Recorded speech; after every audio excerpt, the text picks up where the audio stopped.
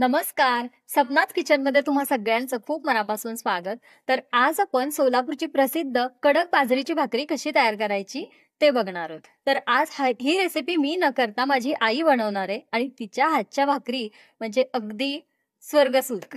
कारण ती खूप सुंदर या भाकरी बनवते. चला तर मग रेसिपीला सुरुवात करूया. तर आई करूया ना सुरुवात? करूया की, पण कुरकुरीत करायची भाकरी. अच्छा, म्हणजे कडक कडक नाही नाहीये. करता, कुरकुरीत करायची. मग काय त्यासाठी सिक्रेट आहे का? सिक्रेट आहे. अच्छा, चला तर मग लगेच आपण रेसिपीला सुरुवात करूया.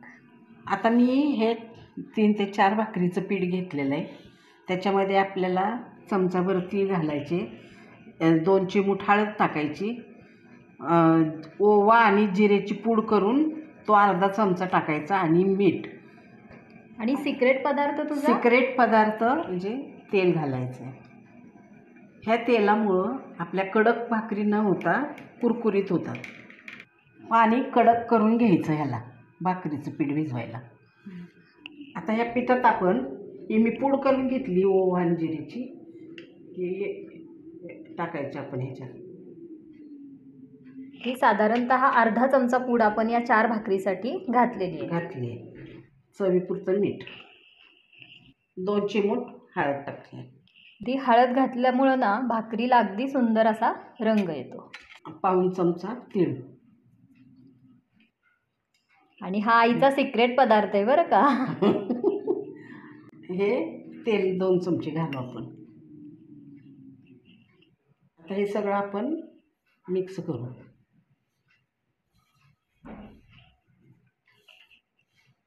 हे सगळं साहित्य आणि तेल आपण हे सगळं एक जीव करून घ्यायचं. गरम पाणी. हां, तर आता अगदी थोडं थोडं करून यामध्ये गरम पाणी घालायचंय.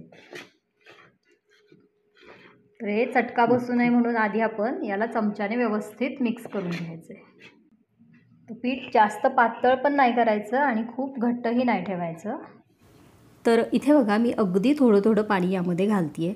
आईने मला आधीच बजावलं होतं की अगदी थोडं थोडं पाणी घाल. मी घाबरत मी पाणी घालत होते. शेवटी आईनेच माझ्या हातातनं पातेलं घेतलं आणि ते पीठ मळू लागली. तर बघू शकता हे पीठ आधी याचा घट्ट गोळा करून तिने घेतला आणि त्यानंतर त्यातलाच एक भाकरीचा उंडा काढून अशा प्रकारे ती छान पाण्याच्या हाताने मळू लागली. तर त्याला इतकं मळून घ्यायचं की अगदी ते छान पीठ इतकं मऊ झालं पाहिजे. आणि जेव्हा आपण पीठ अशा प्रकारे जेव्हा मळतो ना तेव्हाच ते छान मऊसूत होतं, अगदी लोण्यासारखं तयार होतं. तर बघू शकता अशा प्रकारे ती मळून घेते आहे. छान चुरून हे पीठ आपल्याला मळून घ्यायचं आहे. तर आई म्हणते की जेवढं पीठ आपण मऊ मळू तेवढी भाकरी आपल्याला छान पातळसर थापता येते, ती अजिबात कुठेही चिरली जात नाही. तर बघा अशा प्रकारे इथे छान मऊसूत गोळा इथे तिने तयार करून घेतलेला आहे. आता अगदी लिंबापेक्षा थोडासा मोठा गोळा तिने इथे काढून घेतलेला आहे. तर अगदी रेग्युलर भाकरीला घेतो तेवढा गोळा घ्यायचा नाही, त्याहूनही खूप छोटा गोळा इथे तिने घेतलेला आहे. तर आता ही भाकरी पोळपाटावर थापून घ्यायची आहे. तर खाली चिटकू नये म्हणून आईने आधी त्यावरती थोडंसं पीठ टाकलं आणि पिठाचा हात घेऊन अशा प्रकारे ही भाकरी आपल्याला थापून घ्यायची आहे. तर बघा आधी तळ हाताच्या मदतीने भाकरी थोडीशी आपल्याला मोठी करून घ्यायची आहे आणि त्यानंतर दोन्ही हाताने छान थापत ही भाकरी आपल्याला मस्त पातळ अशी थापून घ्यायची आहे. तर सगळ्या बाजूने एकसारखी ती पातळ झाली पाहिजे याचा अंदाज घेत ही भाकरी आपल्याला थापून घ्यायची आहे. तर बघू शकता एवढ्याशा उंड्याची किती मोठी भाकरी इथे तयार झालेली आहे. तर अशा प्रकारे ही भाकरी किती पातळ झाली आहे इथे मी दाखवते. तर बघू शकता अगदी कागदापेक्षाही पातळ ही भाकरी इथे थापून घेतलेली आहे. आता तवा आधीच गरम करायला मी ठेवला होता, त्यावरती अशा प्रकारे ही भाकरी टाकून घेतली आणि वरून पटकन आपल्याला पाणी लावून घ्यायचं आहे. कारण भाकरी पातळ असल्यामुळे लगेच ती सुकली जाते. तर ती सुकायच्या आधीच आपल्याला याला पाणी लावायचं आहे. तर अशा प्रकारे सगळीकडून पाणी लावून घेतलं. अगदी हलकीशी सुकली की लगेच ती पलटून घ्यायची आहे. तर आधी उलथाण्याच्या मदतीने त्याच्या कडा आपल्याला मोकळ्या करून घ्यायच्या आहेत आणि नंतर ती भाकरी आपल्याला पलटून घ्यायची आहे. आता ही एक भाकरी आपल्याला कडक करायला साधारणतः 5 ते 7 मिनिटे लागतात. तर आई बोलली की तोपर्यंत मी पीठ मळून घेते. तर तिने दुसऱ्या भाकरीचं पीठही अगदी छान लोण्यासारखं इथे मळून घेतलं. तर बघा पीठ मळून झाल्यानंतर तोपर्यंत ही भाकरी एका साईडनी व्यवस्थित भाजून घ्यायची. अगदी छान हलक्यासा दाब देऊन त्याला भाजून घ्यायची आहे आणि गॅसची फ्लेम अगदी मध्यमच ठेवलेली आहे. एका स्वच्छ कापडाच्या मदतीने ती भाकरी अशा प्रकारे बघा सगळीकडून हलक्या हाताने दाब देत देत फिरवत सगळ्या बाजूने एकसारखी भाजून घेतली. आता एक बाजू त्याची छान कडक झालेली आहे. आता दुसऱ्या बाजूने अशा प्रकारे ही भाकरी आपल्याला कडक करून घ्यायची आहे. तर पूर्वी या भाकरी आई चुलीवर बनवायची. त्याची फक्त एक बाजू तव्यावर भाजायची आणि दुसरी बाजू आरावर भाजून ती छान खरपूस अशी कडक करून घ्यायची. तर इथे चूल जरी नसली तरी देखील या भाकरी अगदी मस्त खुसखुशीत खमंग अशा झालेल्या आहेत. तर मीही या भाकरी पहिल्यांदाच बनवते आहे. तर आई मला मधून इन्स्ट्रक्शन देते आहे, ही अशी कर, ती तशी भाज. तर भाकरी आपली दोन्ही बाजूनी अगदी छान कडक झालेली आहे. पण नंतर आपली गॅसची फ्लेम एकदम कमी ठेवलेली आहे आणि त्यावर फक्त अर्धा मिनिट ही भाकरी मी तव्यावर शेकून घेतलेली आहे. तर अशा प्रकारे इथे आपली खमंग खुसखुशीत कडक भाकरी तयार झालेली आहे. तर अशाच प्रकारे सगळ्या भाकरी आपण इथे बनवून घेणार आहोत. तर आईने दुसरी भाकरी देखील थापायला सुरुवात केलेली आहे. तर तिची थापण्याची पद्धत बघा, अगदी छान पातळ अशी इथे भाकरी पुन्हा एकदा तयार करून घेतलेली आहे. तर तवा नंतर आपल्याला गरम करून घ्यायचा आहे आणि त्यानंतर भाकरी आपल्याला तव्यावर टाकायची आहे. भाकरी टाकली की लगेच त्याला सगळीकडून व्यवस्थित पाणी लावून घ्यायचं आहे. अशाच पद्धतीने आपण ज्वारीच्या भाकरी देखील बनवून तयार करू शकतो. त्या भाकरी देखील अगदी छान खमंग अशा त्या तयार होतात. तर भाकरी पलटताना एक काळजी घ्यायची की ती जास्त आपल्याला सुकून द्यायची नाही. अगदी थोडीशी सुकली की लगेच आपल्याला ती पलटून घ्यायची आहे. अगदी अर्ध्या ते 1 मिनिटातच पाठीमागची बाजू आपली भाकरीची भाजून तयार होते. लगेच भाकरी आपल्याला पलटून घ्यायची आणि त्याची दुसरी बाजू व्यवस्थित कापडाने प्रेस करून हलक्या हाताने भाजून घ्यायची. तर ही भाकरी आपल्याला मध्यम आचेवरच भाजायची, तरच ती कडक होते. तर इथे आम्ही दोघींनी मिळून सगळ्या भाकरी बनवून घेतल्या. तर साधारणतः एक 4 भाकरीचं पीठ आपण घेतलं होतं, पण या 4 भाकरीच्या पिठामध्ये 7 ते 8 भाकरी बनवून तयार झाल्या. तर इथे बघा माझ्या भाकरीचा रंग बघू शकता तुम्ही कसा झालेला आहे.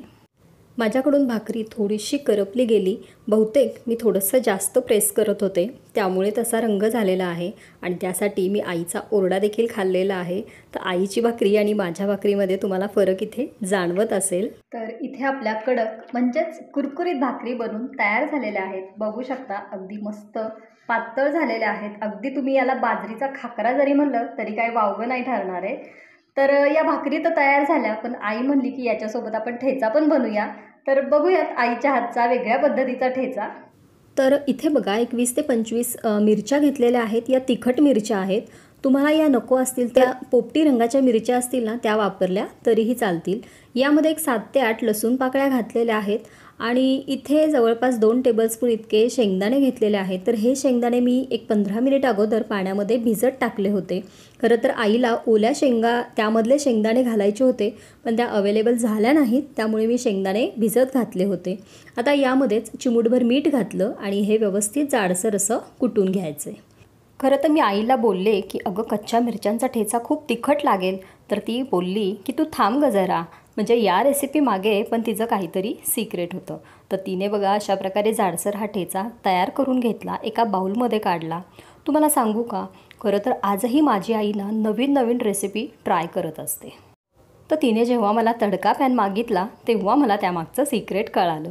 तर बघा तडका पॅनमध्ये 2 टेबलस्पून इतकं तेल घेतलं, त्यामध्ये अर्धा चमचा जिरे घातले आणि अगदी चिमूटभर हिंग घातला. गॅसची फ्लेम बंद केली आणि हा तडका या ठेच्यावरती घालून घेतला.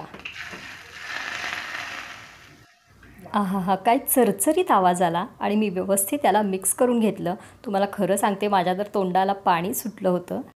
आणि हा अशा प्रकारे झणझणीत असा मस्त खमंग ठेचा इथे तयार झाला.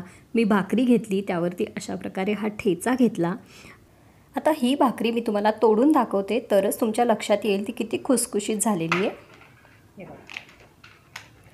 तर बघा याच्या आवाजावरून तुमच्या लक्षात आलंच असेल. आता मी तुम्हाला खाऊन दाखवते.